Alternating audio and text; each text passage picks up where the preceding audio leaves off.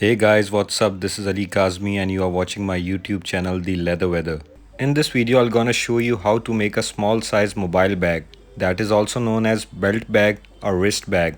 It's a popular design that is usually made in canvas, but today I have converted it into a leather, having two options, either to hang it on your shoulder with a strap or to wear it in the belt. So without wasting the time, let's get to the work.